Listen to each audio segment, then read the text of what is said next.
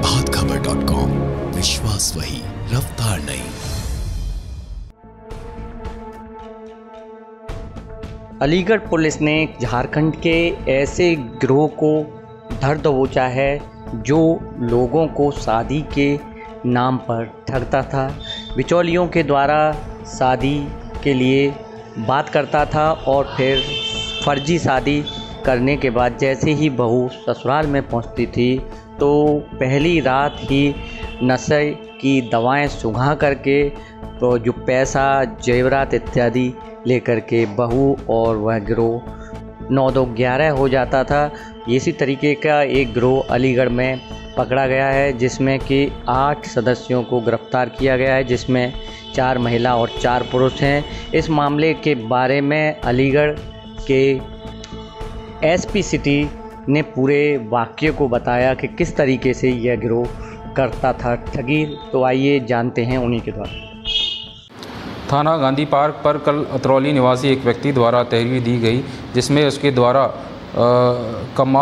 कलाम खान निवासी झारखंड, हाल निवासी लोधा और उसके अन्य साथियों द्वारा शादी कराने के नाम पर 80,000 रुपये की धोखाधड़ी करना और शादी भी नहीं कराना के संबंध में तहरीर दी गई थी। इस तहरीर के आधार पर पुलिस ने 8 व्यक्तियों को हिरासत में लिया, जिसमें 4 पुरुष और 4 महिलाएं थीं, जो कि सभी झारखंड निवासी थे। उनसे पूछताछ की गई। पूछताछ करने पर यह निकल के आया कि इसमें जो पुरुष थे जिनके नाम कलाम खान, हाल निवासी लोधा, मूल निवासी झारखंड, सईद अंसारी, लक्ष्मण लोहरा, रहीम जो कि सभी झारखंड के निवासी थे, तथा नफीसा बीवी जो कि सईद अंसारी की पत्नी हैं, उर्मिला, फूलवती तथा शांति जो कि झारखंड की निवासी हैं, मिलके एक गैंग बना रखा था जो कि लोगों से सुनियोजित योजना के तहत संपर्क करते थे, जिसमें जो पुरुष हैं ये बिचौलिए बन के इस प्रकार के व्यक्ति जो कि जिनकी शादी नहीं हुई है या जो दूसरी शादी करना चाहते हैं से संपर्क करके उनको शादी करने का प्रलोभन दिलवाकर इन महिलाओं से संपर्क करवाते थे। महिलाएं अलग अलग रोल प्ले करती थी, जिसमें कोई माँ या कोई बहन और बेटी का ये अपना रोल प्ले करती थी, जो इनके टारगेट पार्टी से मुलाकात करते थे और जब उनको अगर कोई लड़की पसंद आ जाती थी तो उसके साथ ये फर्जी शादी करवाते थे। और शादी करके महिला जब घर में चली जाती थी तो रात्रि को नशीली दवाएं देके ये घर से कीमती सामान लेके चंपत हो जाती थी।